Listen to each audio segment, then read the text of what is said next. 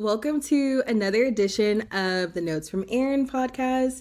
Today, I'm so excited to be speaking with Stephanie, who writes a really great Substack newsletter called The Bookish Life.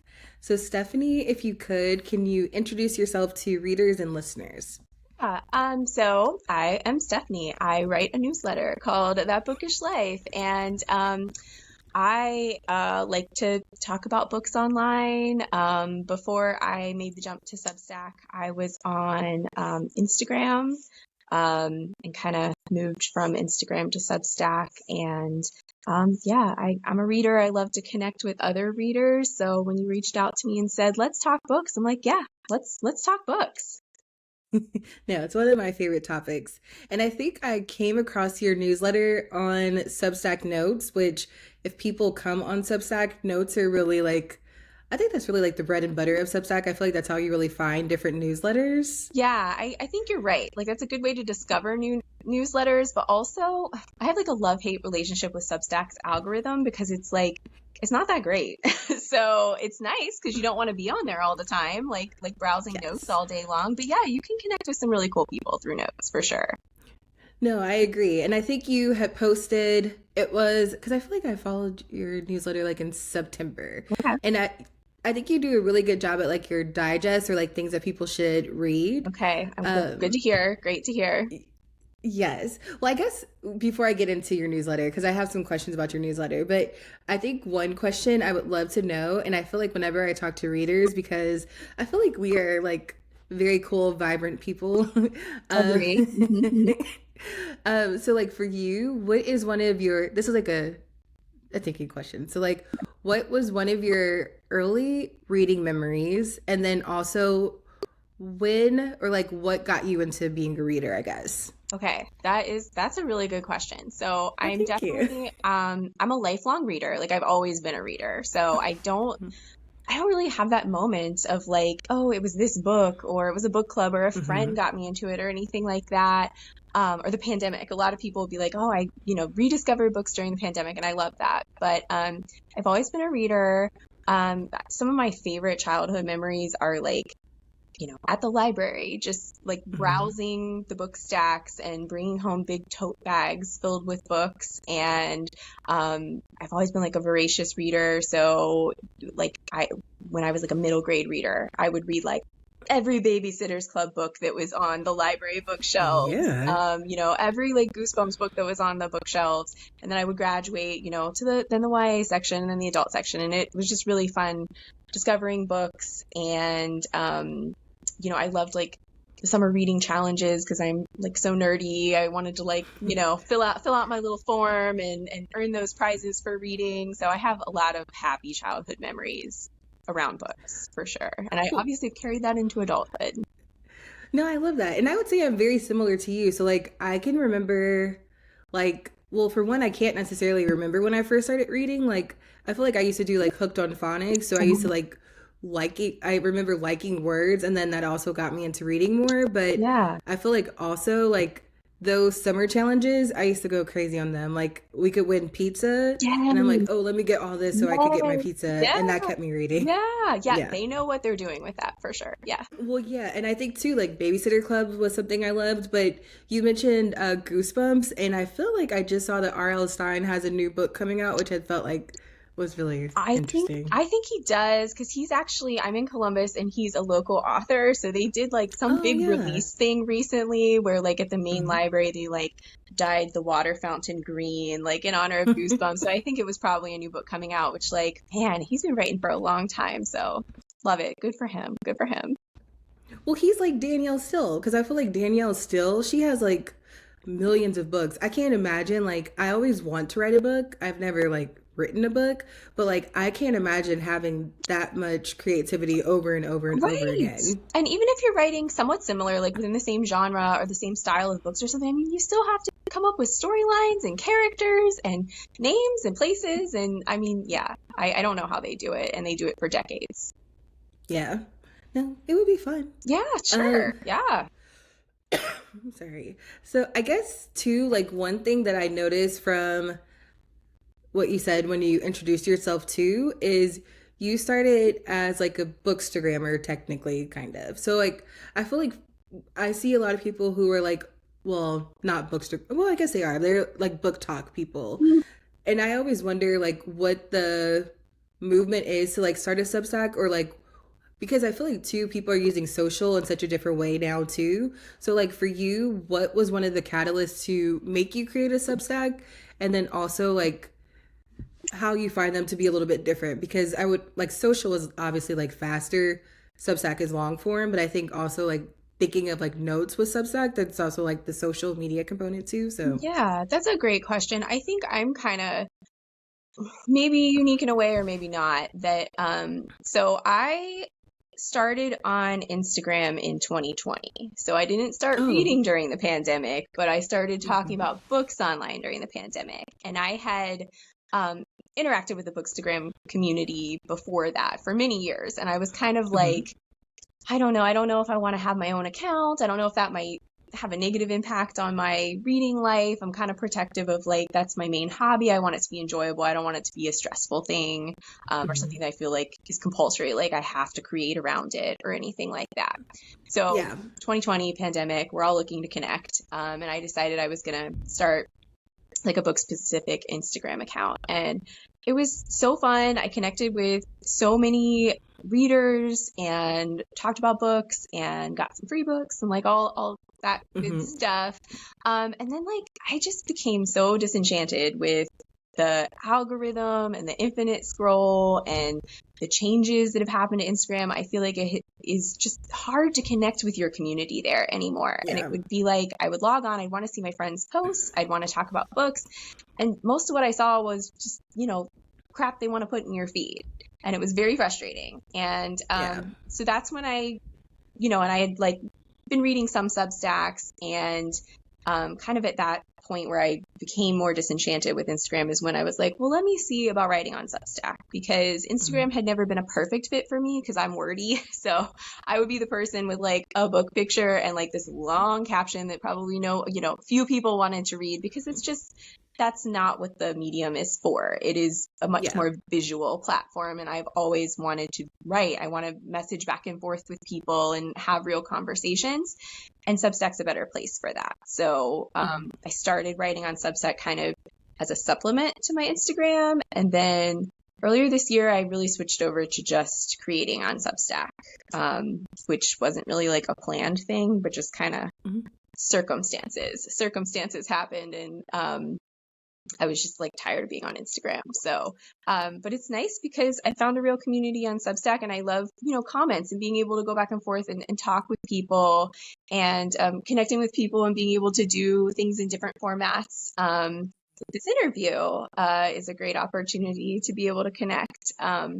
So yeah, and I like Substack for that reason. I like the long form stuff. I like to, read long book reviews. I like to just write about my reading life and share my little tidbits. And it kind of seems like, I don't know, there's no rules on Substack. People just kind of Yeah. are doing different things. And I like that. I like that about the platform. And because you don't have as much of an algorithm between you and your community, like it's easier to connect and it's easier to try different things.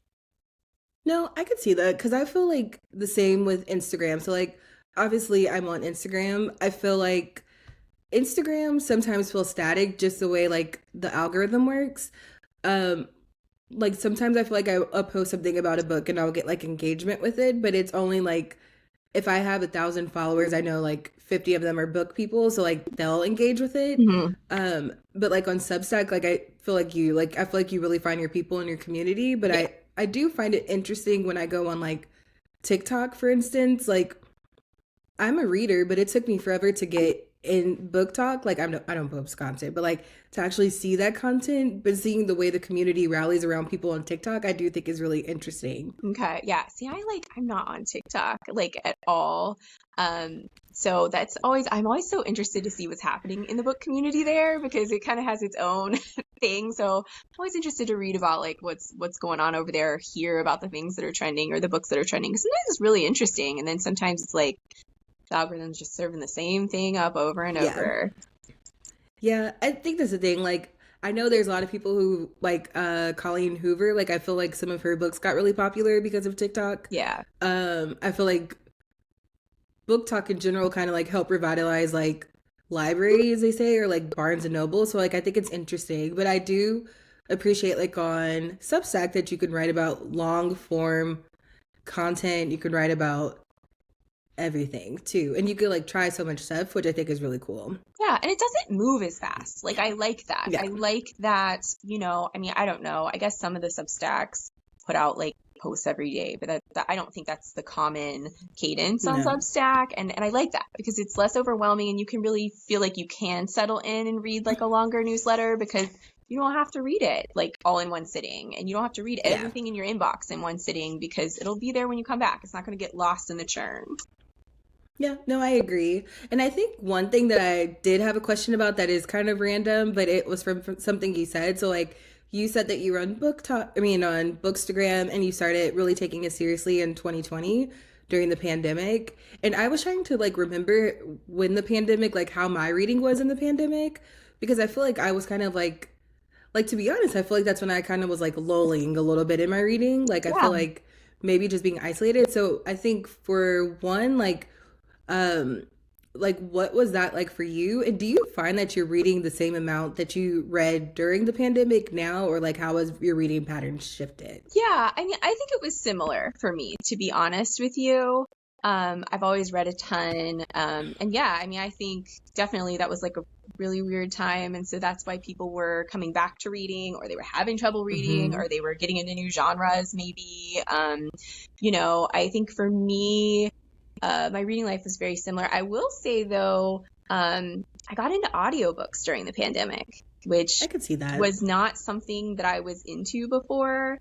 And it was a lot of togetherness. I have a family, I have kids, so it was nice to like put my earbuds in and just do some listening around the Mm-hmm. house, or get out and take a nice long walk and have an audiobook with me. And so it was kind of a Mm-hmm. nice opportunity to try out that format, and I figured out things that worked for me. And so I guess my reading did change in that way. And I think introducing audiobooks, I probably read a little bit more now than I used to because I have more reading opportunities when I also have the audio format. So yeah, I Mm-hmm. mean, as of the pandemic, I probably increased my reading a little bit, but it was probably the introduction of that format that really changed. No, I think that's true. Like, I feel like I probably listen to audiobooks a little bit more. Like, I used to tell people I wouldn't read them because I felt like audiobooks were like Freeman talking in my ear. But, like, Yeah. For me, like I really had to experiment with, mhm. what kind of books worked for me. Messing with the speed helps me because, yeah, I mean, Yeah. it's like something you kind of have to get used to. I don't know if that's true for everyone, but you're right. It could be kind of like Morgan Freeman talking to you, which is like, it could be nice if you want to just like relax and chill, but not necessarily if you're like trying to power walk or something. Yeah. No, and are you still like I guess also are you still reading a lot of audio or reading a lot of audiobooks? And then this is just like a random tidbit too about the pandemic. Like I feel like now we're starting to see like books come out about the time during the pandemic. Are you reading any of those? Because I know some people are like staying away from them, other people want to read them. So what is your experience with that? Yeah, so I'm definitely still reading audiobooks. I think probably like maybe like a quarter of what I read is on Okay. audio. And then sometimes I'll do where I'm kind of flipping back and forth with one book between like print and I do audio. that too. So yeah, but I do, that's something that I like picked up during the pandemic that is continued and I love it. I love audiobooks now. Yeah, I'm okay with reading about the pandemic. I'm definitely interested to see like what kind of art comes out of that time because I Yeah. mean, yeah, there's definitely it's going to be, right? It's going to be, and it will be interesting to see how that influences, writing and other forms of art. And I can't say like I've read a ton of books that are set during the pandemic. Like, I guess I don't seek them out, but I'm open to it for sure. Okay. No, I feel like I have a dream count. Like I'm looking at my bookshelf right Okay, now. yeah. And that's during the pandemic. I've had this book on my bookshelf for a few months though. Like I feel like maybe in 2026, one of my goals is to read the books that I keep buying. Like, I feel like I keep buying books and don't read Yeah, them. I think that if that's like a perpetual reader thing, right? When you're like, I'm always meaning to get to those backlist books. I'm meaning to get to those books that are on my shelf or sitting on my NetGalley or, things like that. Yeah. There's always new books coming out, which makes it hard because then you get excited about new releases. Yeah, I feel like I'm going to do this is going to be my 2026 goal. I'll see if I stick with it because I feel like my goal for this year I did not. Like I hit my reading goal, but like how I thought I was going to read didn't actually happen. But What was your my goal goal, this year? so I wanted to read 44 Okay. books, which I did read. Yeah. I think I read like 58 or 59 books, so Okay. I did surpass it. Yeah. But I want to read more audiobooks for one. So I think this year I listened to 12 Okay. audiobooks. So I listen to like one a month, but I would like to do like oh my god, I keep coughing. Sorry. So I think like my goal would be to read 5 books a month, right? So one of them could be an audiobook and I could use that like as my motivation like to go on a walk or something, like Yeah. to continuously listen. Then I want to do one new book Okay. only. And then the other 3 have to be books that I already own. So it Okay. could be like a book from NetGalley. It could be a book from like my growing TBR list. It could be something like that. But that would be my goal. Yeah, I think that's a good one. And I think too, that's a good opportunity to maybe like go through your shelf and see if there's any books you want to cull and like maybe pass on Mm-hmm. or, donate. Um, because yeah, that could improve your odds of getting through them if you get rid Well, of any thank that you you. don't want to read anymore. Oh, exactly. And I guess too, like, did you have any book goals for this year and did you meet them? And then what are your book goals for 2026? Yeah, I'm trying to think. I tend to just like not set super specific like Mm-hmm. reading goals because again like I want to have that freedom to like really enjoy my reading life. So my goals are just kind of always to like read a lot, read widely, have it be an Oh, I enjoyable love. experience. I always like arbitrarily I set my like number goal as however many books I read last year. And that just kind of Okay. helps me track like how is my pace? Like, am I reading at a similar pace to what I did last Mm-hmm. year? Am I behind? Am I ahead? Whatever. I definitely don't pay as much attention to like the number of books I read because there's so many things that go into that. Um, Yeah. but yeah, I don't know. I don't know if I'm gonna have any like changes to my 2026. I always am wanting to get to more backlist books. So I always have this like ephemeral list of like books I'd like to get to, or maybe they're on my shelf, or maybe they're writers that I enjoy reading, but I haven't read their whole Mm-hmm. backlist, things like that. But it probably would help if I identified like maybe specific titles, like you said, like maybe 12 books or one a month is like a backlist book or something. So I'll have to think about that. Yeah. No, I do like the like read more, read widely too, because I feel like sometimes like I think maybe like how we said we got into reading like with like summer stuff. I feel like sometimes you can over gamify and over engineer Yeah. what you're reading that maybe like if you're trying to hit this number, you're not necessarily enjoying your reading as much because you're just trying to hit the number versus actually like find stuff that you really enjoy. Yeah, I agree with that completely. I think it's a huge pitfall in the reading community because I think people like they normalize the book tracking so much.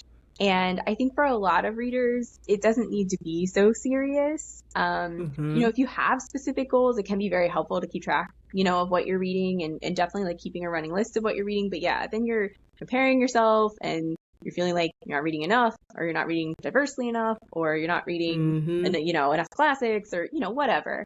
And Yeah. it's obviously good to have like those things in mind or set kind of some specific goals with that, but I think it's the comparison thing that really becomes an issue, or like yeah, just gamifying it and turning it into like this thing where you get very caught up in the numbers, or think it's like something you have to do because other people in the book community are doing it, and Yes. like that's the social media of it all. And like this should not be a stressful thing. It's like it's okay for it to be challenging or to stretch Mm-hmm. you or help you grow in some way, but we don't want it to be like a chore or like work. That's never what you want it to be. Well, yeah, and I feel like that's the thing about like reading, it should grow you and stretch you. Like even if you're reading something that's like smut, like maybe you're learning to do more smut stuff. So like it Yeah, still is good. yeah, yeah. But Like well, mix it up a little. yeah, like you need to have diversity in what you read because I think it also will keep you reading. Oh yeah, and I think too, like I don't know, I see right now, or I feel like this is a conversation that comes up periodically, but it's like, oh, the romance books aren't good anymore. Like, kind of in these very specific genres, people will get kind of burnt out on reading that, and it's like there's so much out there. Just like Yeah. maybe you need to just expand your horizons a little bit and try new authors, or try a new subgenre within the genre that you enjoy reading.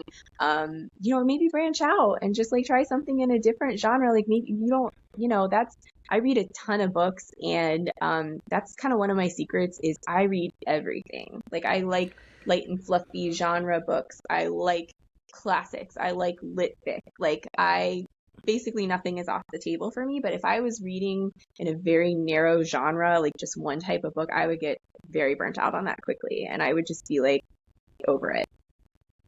Well, yeah, I could see that because so another goal I had this year, it's based around someone told me, well, I guess she was like talking crap to me, but she said that I only read nonfiction. It was like one of my girlfriends. And she's Okay. like, I had said something about a fiction book, and she was like, well, you don't like fiction. And that's not the case. Like, I just feel like for a period of time, I was just reading like a lot of um, like music nonfiction books. Okay. I think it was just the vibe I was in. I'm sorry. So I think like this year I wanted to read a little bit more fiction, but I think another thing is I started reading like because I always feel like I was not like a romance girl. So I would say like I don't really like romance because I feel like romance more than like other books. I feel like I kind of could tell what's going to happen at the end of Yeah. them, Hmm. which is which is interesting because I feel like in movies I like that. Like I like to kind of know what I'm preparing for, but when I'm It's like reading, sometimes I'm. comforting. Yeah, it's like comforting to Mm-hmm. be like predictable almost. Yeah. Mm-hmm.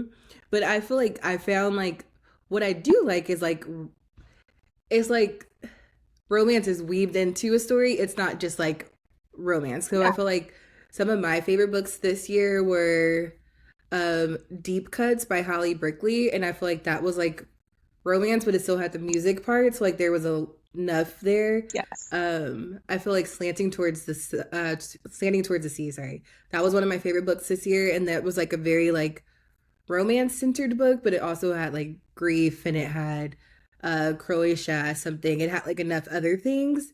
And then recently I just read Heart the Lover, which I didn't know if I was gonna like because I feel like everyone is talking about it.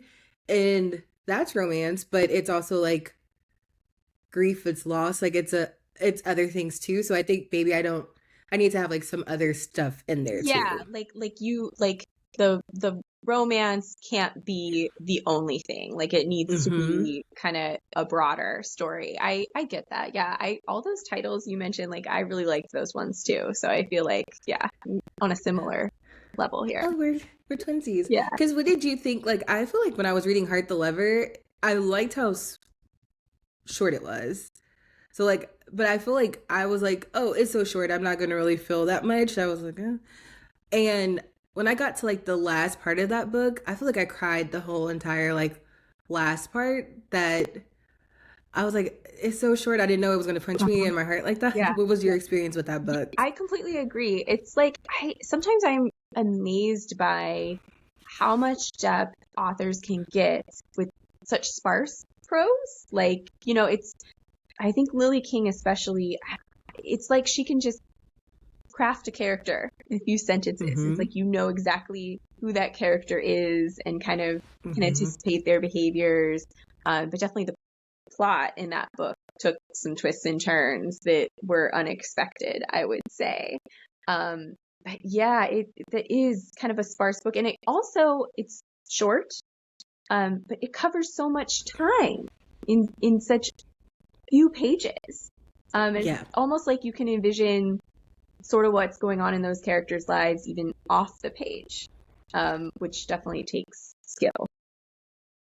Well, yeah, and I would also say too, like you said, like I feel like she covered so much with them in such a short amount of time, with such a long amount of time. But the thing that I also liked is I feel like sometimes when I read books and they're like going between different time periods, I feel like it's kind of hard to follow where they are. But I think the thing like with that book and even with like Slanting Towards the Sea, I feel like they covered different time periods, but it was easy to follow. But then also knowing all those different time periods is also why you like it pulls at your heart more than if it was just in current Yeah. time. Completely. So I guess with that, what were some of your favorite reads from 2025? I feel like I keep forgetting what year we are, but like from this I year. me too. Is that like an end of year thing where it's like, because sometimes I'll say 2026, like we're coming to the end of 2026, and we're not. Like maybe I'm Yes. mentally moving in. Okay, so I knew you were going to ask me this, so I looked back over my list, um, Okay. and I actually, because I mean, I read like over 250 books a year. Like I don't Oh even, my I God. know, like I don't even usually advertise that, to be completely honest with you. But Well, um, I have a question about that before you get into your list. If you're so you're reading that many books, well, I guess okay, so I have two questions. So we just talked about like keeping track of books. So like I think one of your newsletters that I liked was about like tracking books, like how people can like keep up with their books, like the thoughts around that. hmm, So for one, if you're reading so many books, like how are you tracking them? And then also what are you doing? And like, I mean, like, how do you make time for reading that much? yeah. I guess. So okay, I I have always read a lot. I think I'm a really fast reader. Hmm. Which is like that's a hard thing to compare, right? Because I'm not like reading alongside someone. But I think I'm a fast reader. I think I've always been a fast reader. Um, because when I talk about like getting into audiobooks and figuring out what I liked on audiobooks, part of liking audiobooks for me was bumping up the speed. And I think it's just because Mm, like the I think the regular speed, I think the cadence is just slower than like my brain yeah. processes like stories. Um, so yeah, I mean, I get I through can see that. audiobooks quick because I usually read them at like a 2.5. And then Oh, yeah, and I think because they're going. I Well, that's when other people hear it, that's what they say. But to me, it okay. sounds It's normal. like, I don't know.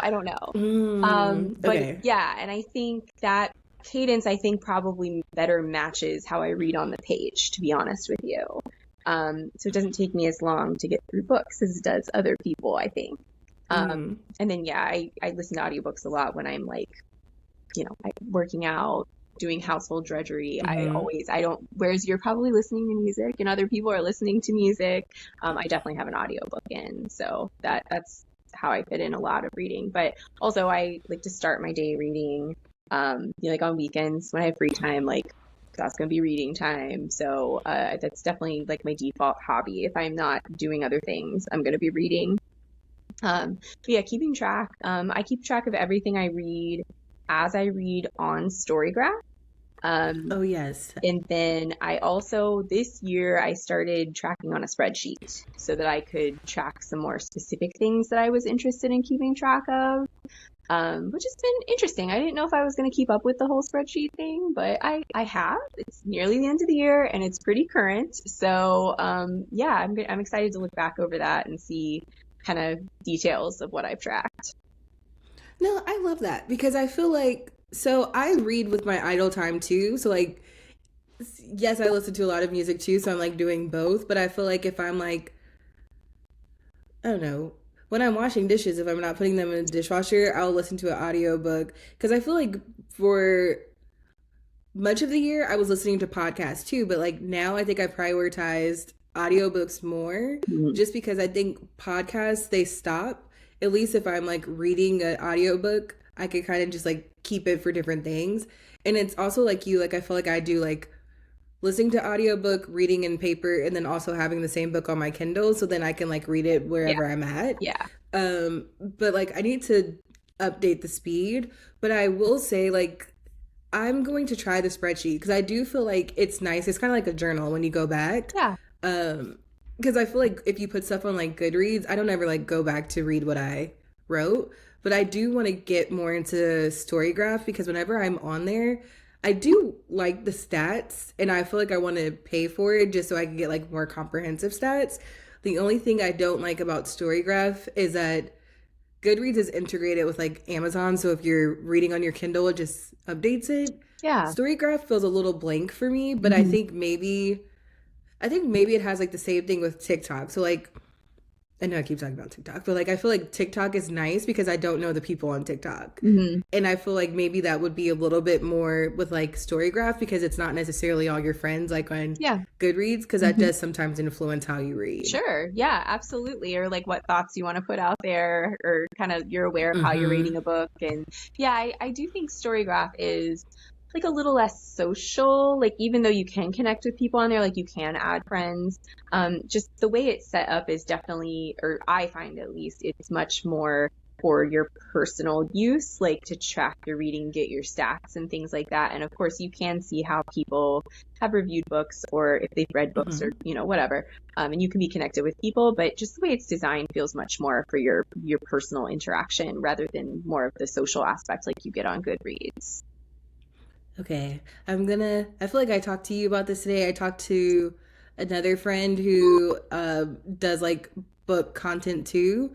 And she's been preaching that I need to go on there more. So I probably will like, I keep importing my Goodreads in there and then I keep importing on top of it. So Yeah. I probably need to like delete everything and Yeah. then re import. Well, like January is a great time to start because then if you start in January, then you'll have, It's already you current. can do the whole year. I think that's what I did at one point. Like I imported my Goodreads data, but I definitely started using it like in earnest, like at a January starting point, which I think a lot of people kind of do, which makes sense. So yeah, this is a good time of year to kind of make the switch.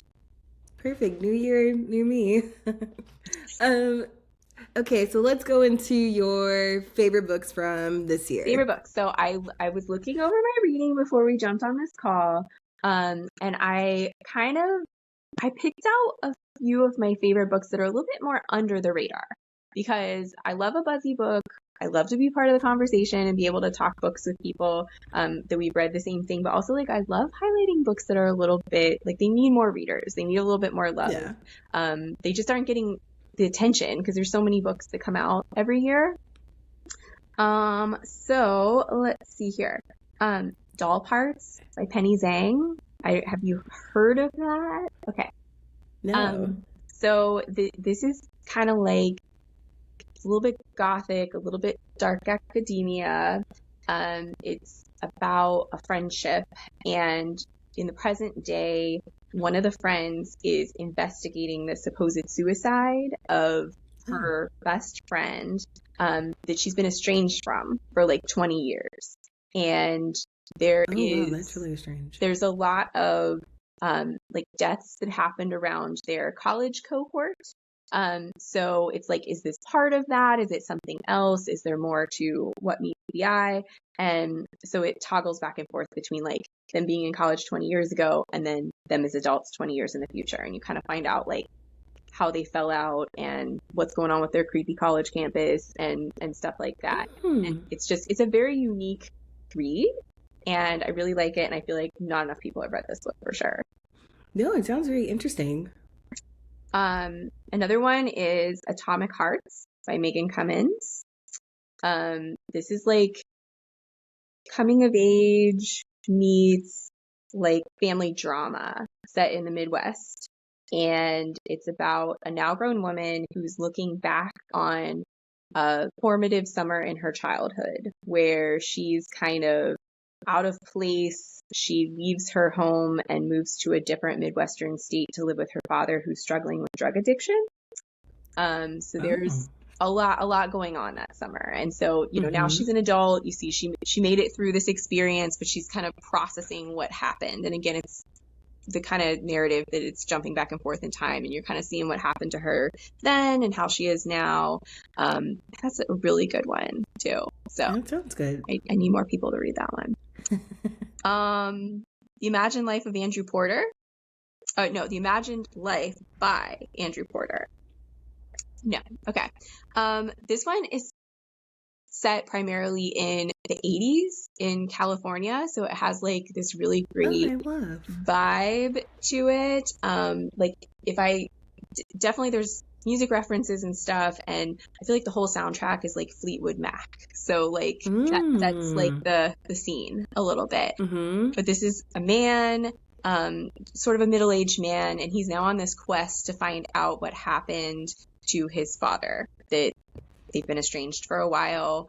And again, it's this dual timeline thing where it's kind of going back and forth. I guess that's a theme that I'm just realizing now as we're talking, among my favorite books. But that keeps the plot moving, right? It keeps the pages Yeah. turning. But yeah, that's a good one. There's like a little bit of, there's a little bit of mystery, like what happened there. And there's this important summer in like the early 80s in California, and it's like this kind of ideal family, and something happens that, Okay. they become estranged, and we find out what happens. I feel like I would like that. I'm from California, so I feel like. Okay.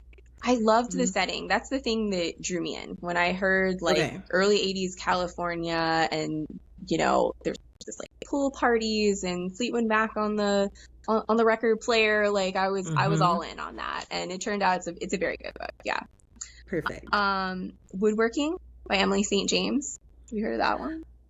I've heard of it. I Okay. feel like it's on my Goodreads, Okay. like one of my TBR I books. think I think it actually, okay, so this, I still feel like it's a little under the radar, although I do think it gained a little bit of a readership, um, kind of after it came out, like a little bit word of Okay. mouth, because I think it was on the Goodreads awards, like it was, I don't know if it won, but it Mm, was up for one of the awards, maybe debut okay. book.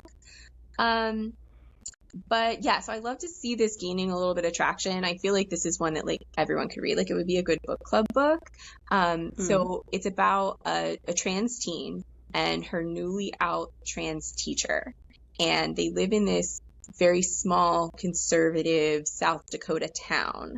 And, so they kind of form this friendship that is obviously awkward because it's like a student and a teacher. mm-hmm. And I've heard some people, of course, being like, well, that's a weird power dynamic. I don't know if I want to get into all that, but it's actually like it's very well done.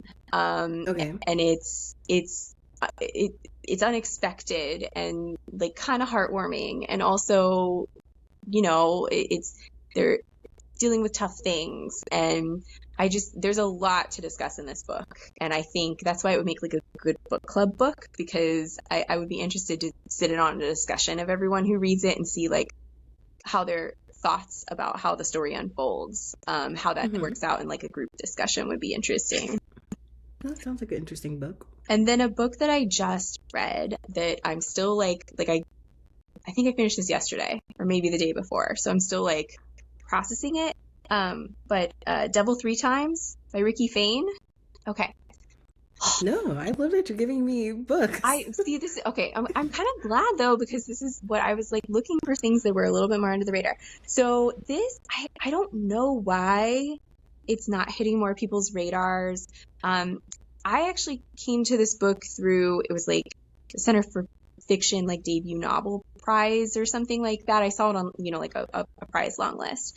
Um, but what it is it's a family saga, and it follows 8 generations of a Black family from Tennessee. And it starts with basically like on a slave ship, Mm-hmm. a woman being brought over from Africa, to be enslaved. And it has a little bit of magical realism because this family basically gets visited by the devil. And Oh. the origin of that comes back to this woman who sort of makes a deal with the devil when she's being brought over on this ship. And you see kind of how, this generation is or the family is connected through all these different generations. And I wasn't sure about the devil thing, and it Mm-hmm. works. It really works. And the devil narrates parts of it. Oh, that's Um, interesting. it's so interesting, and it's different than what I expected going in the best way. It's very well written. Um, and more people need to read this book for sure, because I think if you're into family sagas and family history and kind of like those connections as they trickle down over generations, and the Mm-hmm. family kind of, like spreads and, has all these different kind of little tree branches, that shoot off, and it's like all of a sudden, um, and kind of how they're all interconnected. And yeah, it's a really good one, and it is a debut novel. Um, and yeah, I'm interested to see like if and what this author gives us next, because I really liked the writing style. Did So you listen to this one? did I listen to it? Yes. Yeah, so I read it, I did like a hybrid read. So parts I did on the page and parts I did on audio, and the audio is very well done. I'm not sure how many narrators there are, Oh, that but was going to be my yeah, question. it's definitely multiple narrators, and the narrators do an excellent job. The one caveat I have for the audiobook is because it is such a big family tree. It was nice to on print be able, at the front of the book, it has like the family tree where you can see the different generations and how they're interconnected. And I would go back and reference that sometimes, which I mean, they do have touch points in the book to where if you don't have that, you should be able to kind of orient yourself and keep track. But I liked to be able to have that visual to go back to. So that would be my only caveat with the audiobook. But yeah, it was very, very good on audio. No, because I probably will get it in print and then also listen to it because I feel like I listened to my first, I listened to Dominion earlier I this just read summer. that one. Oh, Dominion, that could have made the list too. I literally just read that one too, and loved Dominion as well. Yeah, and that was like the first time I've ever heard multiple narrators. Like, because I know people, like some people, they will like come to an audiobook because they follow like an audio book narrator from Yeah. different books. Hmm. Um, and I feel like the lady who did that audiobook, I believe she also did, or she was one of the voices. She was the younger girl. I think she also did Junie too. And one of my friends was like, Junie's one of her favorite audiobooks. So she was really excited about Okay. listening to Dominion. But that was such an interesting audiobook. Yeah, and I think I listened to a couple bits of Dominion on audio and thought that that was very good too. But Hmm. yeah, it's always interesting when people follow certain narrators, because for me it's more like I'll be listening to something and I'll be like, oh, I know this narrator, because I'll recognize their voice, from other things, and then I'll know, I'll be in for a good time if I recognize the voice, because it usually is in a good way. Yeah. No, I feel like I would like to read. I listened to The Great Man on audiobook. Okay. And the person who did that narration, he sound like I loved his voice because I feel like The Great Man is like a retelling of The Great Gatsby, Okay. basically. Okay. And like the way that he talked or like his voice, it got me so interested in the person. And I was like, oh man, this man is so handsome. Like I could just tell in my head because of listening to that man's voice. Yeah. And I know he did like a few romance books too. So Okay. I think I will go to those as well just Yeah. to see. Yeah. I haven't read The Great Man, but I think maybe I've heard of it. That came out like fairly This recently year. this year. Okay. Yeah. Is it Hmm. set in California? Is that right? Yes. Okay. Okay. I think that is what I'm thinking of. I have not read it, but that sounds interesting. It's good. Like I remember reading The Great Gatsby in school, but not like I don't know. I feel like when I read in school, I would like read, but I also feel like I was like half-assing my reading too because Well, it was for yeah. school. Hmm. But that was like it was one of the books that I actually enjoyed. But looking at the retelling, especially like 100 years later, that's I think because it's just celebrated its 100th year anniversary. Seeing it from like a different perspective too, I just thought it was really interesting. And like I will say again, like listening to it, I feel like when I read, like I was doing it simultaneously, like reading it in print and listening too. I feel like I really liked listening to it more than reading it, only because I think I liked the man's voice so Yeah, much. well, and I think sometimes like a good narrator sometimes can really bring a story to life, especially those like character-driven stories. I find like they can really Hmm. embody the character and like really put inflection behind dialogue and things that brings the story to life in a way that it doesn't always happen on the page. No, I think that's true because I also listened and read. Well, they're both reading, but I also listened and then read in print. Harlem Rhapsody. Okay. And that was like it's like a historical fiction, but it's like obviously like based on a true person. Um, and I feel like when I was reading that in print, I was getting annoyed with her when I listened to it, I still was getting annoyed with her, but I feel like I felt a little bit more empathetic Yeah. for her That listening makes to sense. it than reading, hmm or than reading it in print. Yeah, that makes sense. Well, then I guess too, since your list was so long for what you actually read this year, like, do you have anything that you are planning on reading in the new year, or things that you're looking forward to for Yeah, I authors? mean, it's I don't know exactly what I'm going to start the year with. I December is always kind of a weird month for me because um I like to read like holiday romances when we get into like Mm-hmm. the crazy busy holiday season because I need something light and fluffy that I can just, kind of dip in and Yeah. out of easily, and those work equally good for me on audio as in print. Um but yeah, I have like some new releases in 2026 that I'm excited about, mostly from authors that I enjoy reading. So I'm looking forward to new books Mm-hmm. coming out. Anne Patchett has a book coming out in June. Mm-hmm. She's one of my favorite authors, so I'm really looking forward to that. Rainbow Rowell has a new book coming out, which I'm very excited to read. I think that's maybe an author that not as many people are familiar with, but her books are so good. Um, Lauren Groff has, I think, short stories coming out Okay. in 2026, which I don't love a short story, honestly, as much as some other people do, but I will Yeah. read a collection of short stories if I know that I like the author. Mm-hmm. Um, yeah, and that's off the top of my head. I know those are the ones that I'm looking forward to. And then I am kind of toying around with the idea right now of maybe picking a classic to start the year off with. Oh, I would love. Mm-hmm. Because I don't know, the last few years I've done that and it's been a good, I don't know, winter's like a good time to slow down and just kind of settle in with a book, and kind of read it slowly. So I might pick a classic to maybe not read straight through, but kind of like, I don't know, read over the month of January or something like that, like alongside whatever else I'm reading. So I'm thinking about that right now too.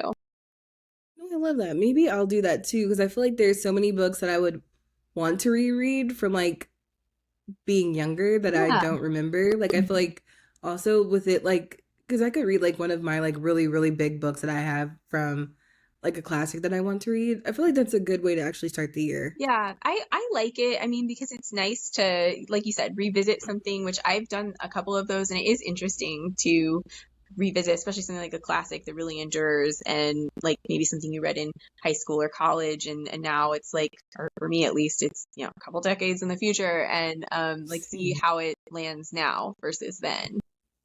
Yeah, no, I'll do that because I wonder how like the only one I could think of that I really liked in high school that I would be curious to see how it is now is maybe like Catcher in the Rye. But I know like people that I read it with now who have reread it, they have a lot of problems with like Holden. Uh, so I would be curious to see like how that is now. Yeah, yeah, definitely. Well, and I guess, well, I feel like I could talk about books with you for a long time. Me Um, too.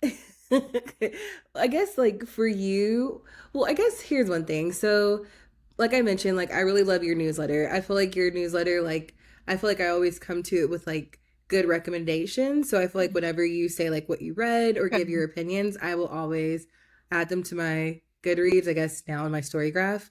Um, but I guess for people who do not subscribe to your newsletter yet, if you could tell them like maybe give like a quick spill about your newsletter because I think the thing again, like I'll just say one thing. Like I think the thing that's nice is that you give good oh like I will say like you give really good recommendations, but then you also have like ones where they're not necessarily recommendations where you're kind of giving your opinion on different things that pertains to reading.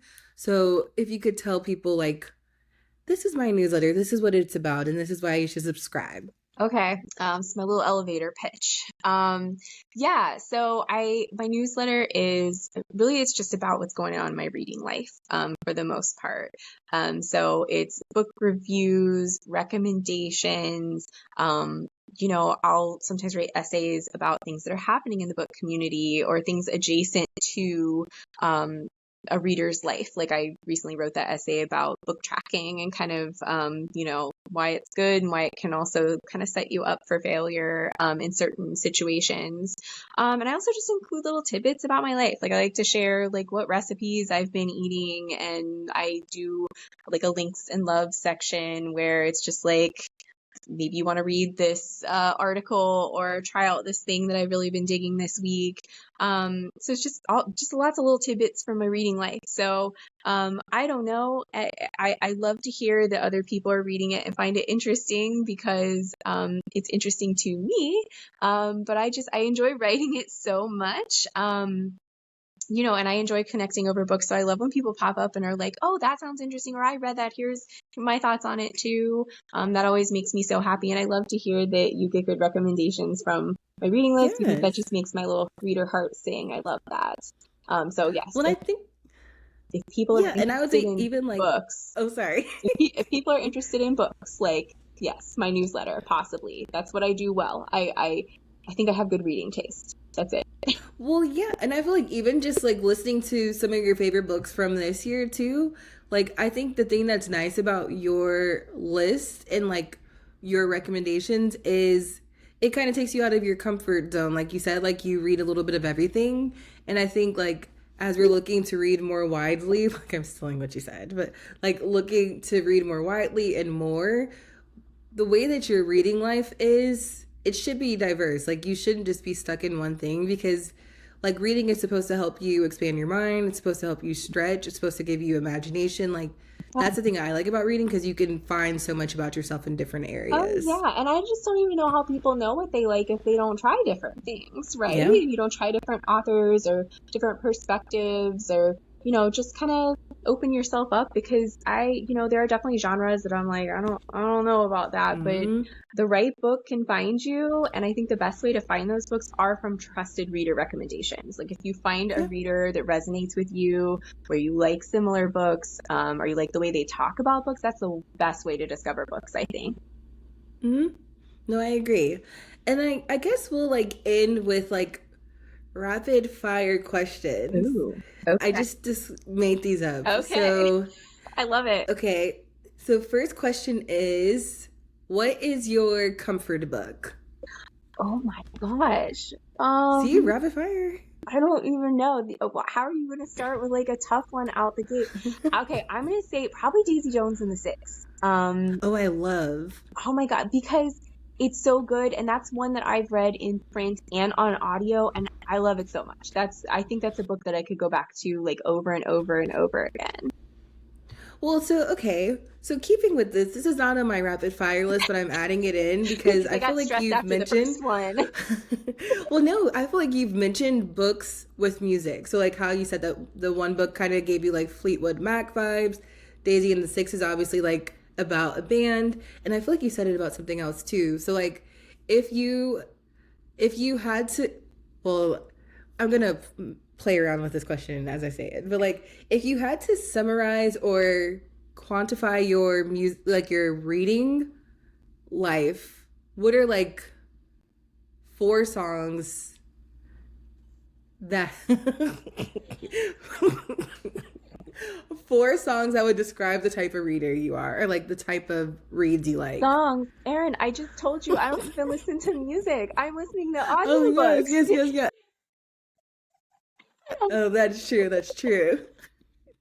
Well, that is a hard question because as I was saying it, I was like, Yeah, because I know I'm listening to audiobooks when other people are listening to music. Well, that's true. So I definitely don't know the answer to that question. But I do. Okay. I like, what's interesting is that like as we're talking about that is I don't like, I'm not like a music person. Not to say that I don't like music, but you know what I mean. Yeah. Like I'm not like into music the way I am into books, but I love reading books about like bands and musicians, and I love like when there are references in books to what people are listening to. I don't know, like maybe it's just the setting or the themes that are a part of that, but like I will read about music, but like I don't listen to a lot of music, so I don't know. I don't know what that is.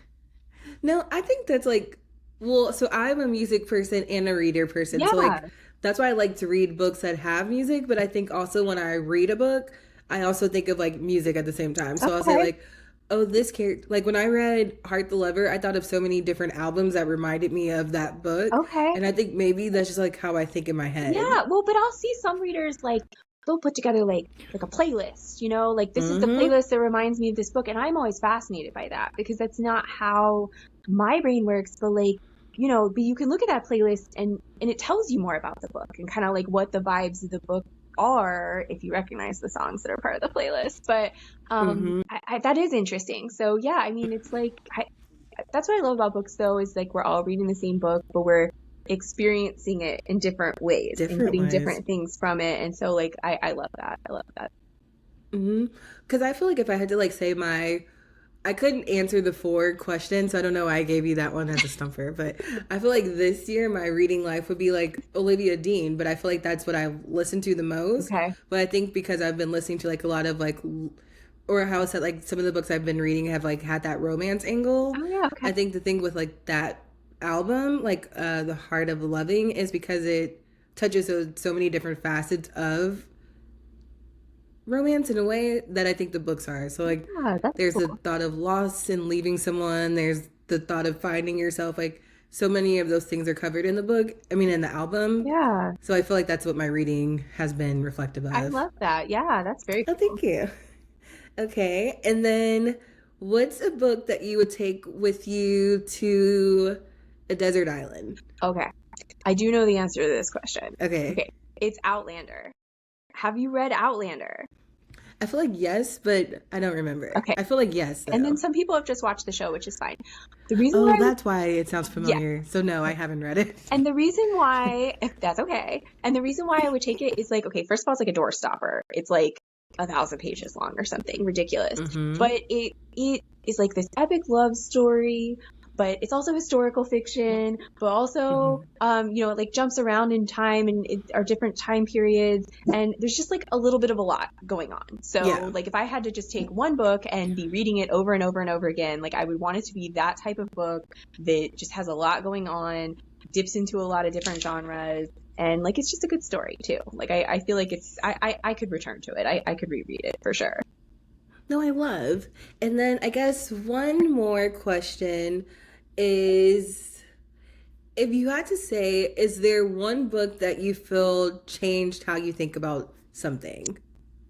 Ooh, I don't know. I mean, I'm not sure. I mean, I feel like obviously fiction does that. Fiction does Mm-hmm. that like through empathy, through windows, through mirrors, seeing yourself, Mm-hmm. seeing other people, seeing people different from you. Um, like I don't know if there's any one book. I also read quite a bit of nonfiction, and those are probably more along the lines of like things that might change my perspective on something, or just provide me more Yeah. information on something that can kind of shift my perspective. Which nothing specific comes to mind, but sure. I mean, I think definitely all the reading I do helps shape my worldview for sure, and increase my awareness of what people different than me are going through, or how things in the world work. Um, you know, which I think is kind of important to know, and sometimes we don't Yeah. know. So, yeah, but I don't know that there's any one title, but for sure, books shape my worldview, always expanding and giving me information to understand things better. Yeah, I love windows and mirrors. That's a cute way to say Yeah, it. I like yeah. that. And then I guess my last question, it's not a thinking question, it's just a random question. Okay, good. So so if people want to one subscribe to your newsletter, where can they find you? And then also if people want to follow you on social or anything, where can they catch you as Yeah. well? So I'm at thatbookishlife.substack.com on Substack. And then I'm that bookish life, that underscore bookish underscore life on Instagram, which like I said, I'm kind of on a little hiatus. I don't know if that's Yeah. permanent or not or whatever. But also I have like my accounts there. I have years of book reviews on my Instagram. So if people want to connect with me there, I still pop on sometimes to see what people are doing and what I'm missing out on, if there's anything I need to see and things like that. So, and if things become less stressful, then maybe I'll return to Instagram. I don't know, but for now, I don't need that. I feel like if they validation. stop making a whole bunch of updates. Yeah, yeah, Yeah. Well, perfect. Well, this has been yeah. great. Well, thank you so much for chatting with me. I was so excited that you wanted to sit down with me and just talk books. Like No, I'm I'm so always happy to excited. do that for sure.